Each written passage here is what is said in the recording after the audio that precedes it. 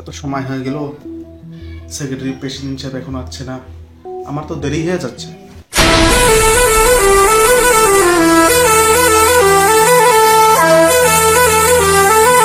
Secretary সাহেব বলুন। President সাহেব হাফিজটা কি এসেছে? হ্যাঁ এসেছে। চলো।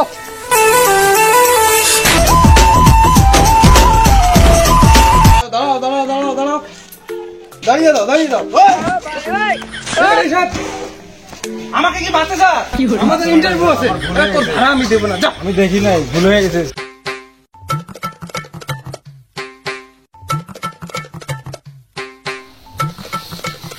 আসসালামু আলাইকুম। ওয়ালাইকুম আসসালাম। আপনি আসছেন?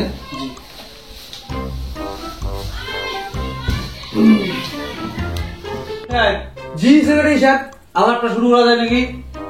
ঠিক হাফেজ সাহেব, মানে ঘটনাটা হইলো প্রত্যেকবারে তো সূরা তারা বিপরীত, গ্রামবাসী সমাজবাসী ত্যক্ত হয়ে গেছে। এইবার একটা আশা যে আমরা খতম তারা বিপরীত, সেই উদ্দেশ্যে আপনাকে ডাকা।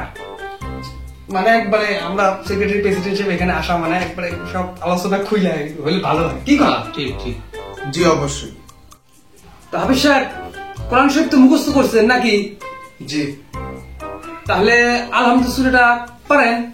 প্রেসিডেন্ট সাহেব, সেক্রেটারি সাহেব আলহামদুলিল্লাহ তো আমরাও পাই, অনেক বড়টা ধরেন। ঠিক। একটা বড় সূরা কোন? এই বড় সূরা আবার তো মুখস্থ আছে। হাফিজ সাহেব আপনি যেটা ভালো হয় কোন? কোন হাফেজ সাহেব কোন? أعوذ بالله من الشيطان الرجيم بسم الله الرحمن الرحيم إنا أعطيناك الكوثر فصل لربك وانحر إن شانئك هو الأبتر। কি রে, এটা কোন সূরা? আমি তো জানি না, আমি তো খালি কোন নাচ পালাই পাই। তুমি জানো? আমি বেশি শিক্ষিত না, আমার আবার ভুল হয় বেশি, বুঝিও একটু কম। হাফিজ সাহেব জি বলুন। কোরআন হাদিসে যে আছে 1,24,000 পয়গম্বর এই পৃথিবীতে আসছেন, জি। তাহলে আপনি নামগুলো বলেন তো দেখি। সব পয়গম্বর তো নাম আসিনে করে নাই, কয়েকটা আসছে। ওই কয়েকটা তো আমিও জানি, আমি ভাবছি আমি তো কোরআন হাদিসে পাই নাই, সেই জন্য আপনাকে জিজ্ঞাসলাম যে আপনি আবার জানেন নাকি। আপনিও দেখি জানেন না, কি কোন সেক্রেটারি সাহেব? হ্যাঁ প্রেসিডেন্ট সাহেব। আচ্ছা হাফিজ সাহেব, কিয়ামতের দিন যখন বিচার হবে, হাসরের ময়দানে তো বিচারটা হবে নাকি? তা কথা হলো যখন জান্নাতে জাহান্নামে মানুষকে পাঠানো হবে, তো হাসরের ময়দান থেকে জান্নাতটা কয় কিলোমিটার? এটা তো কইতে পারলাম না। প্রেসিডেন্ট সাহেব, ইমান সাহেব তো এটাও জানে না। তাই তো দেখতেছি। Next question.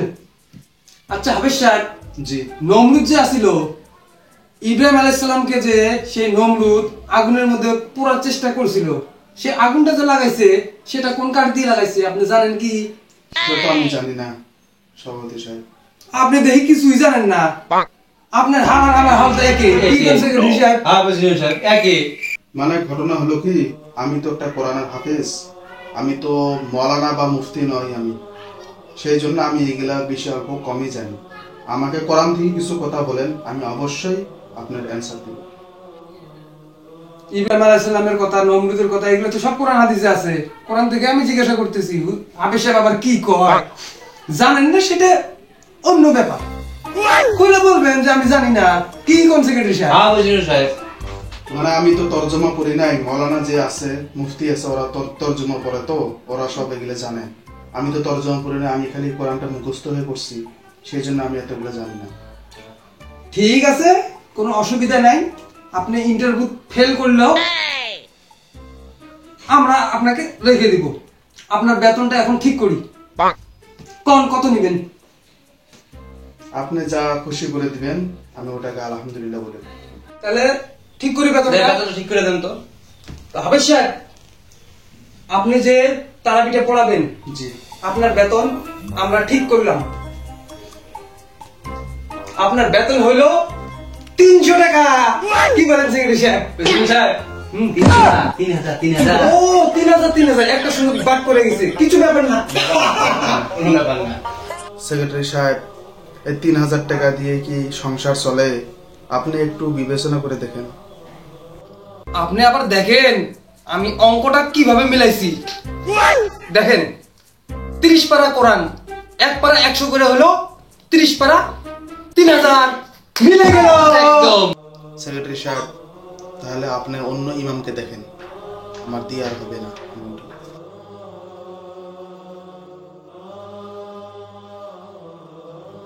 সেক্রেটারি সাহেব, হাফেজ সাহেব তো আমার অঙ্কটাই বুঝলো না, উঠে চলে গেল। এখন একটা কাজ করেন, বলেন। ওই যে কান কাটা মোড়ে আছে না, কান কাটা মোড়ে হাফেজটাকে ডাক দেন। কান কাটা না তো, নাক কাটা। ও, নাক কাটা নাকি? নাক কাটা। যাই হোক, একটা তো কাটা আছে না, কাটা। ওকে ডাক দেন। চলো।